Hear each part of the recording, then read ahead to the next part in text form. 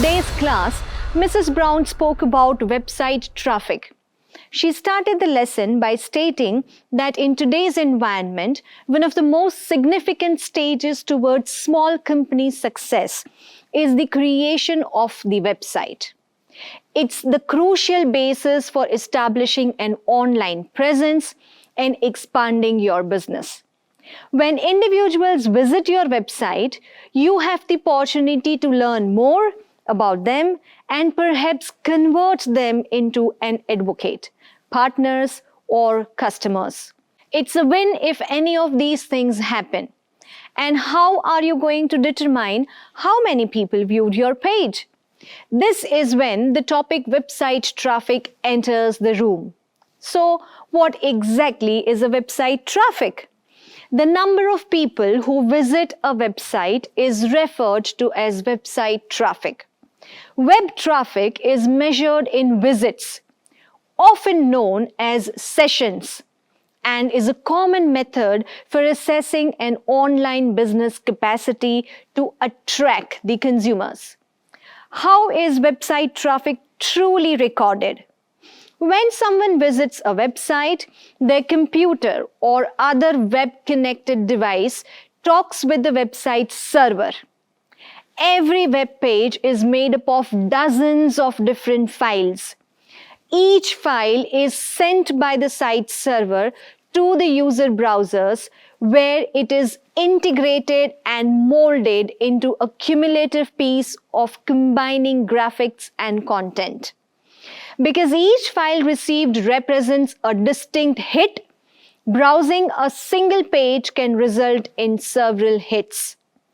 Not only is traffic to the website's homepage monitored, rather, the server constantly analyzes all components of the homepage to see how many hits they receive. In internet terminology, a single visit to a website is referred to as a session. The precision of each session varies, but each has a beginning and an ending. Servers may compile every request of a website page, providing its operator with the data required to assess how popular the site is and which page receives the most attention. When a web server executes a file request, it creates an item on the server's hard drive, known as server log. The log collects entries over time, creating a useful collection of information that the site administrator may use to better understand the website's visitors' activities. How do you assess website traffic? Well, there are several methods for measuring and assessing website traffic, and we will discuss what they are. First, we have the session numbers. This is the process of analyzing the number of visitors to a website over a given period of time to assess how efficient traffic building techniques have been since their introduction.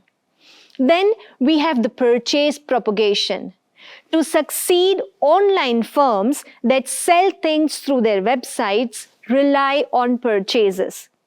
The number of visitors who make a purchase demonstrates how efficient the site is at enticing the consumers to buy. Now, we will discuss about channels. Another technique to track website traffic is to determine which channels it originates from, such as email, organic search, emails, and so on. Lastly, we will talk about bounce rate.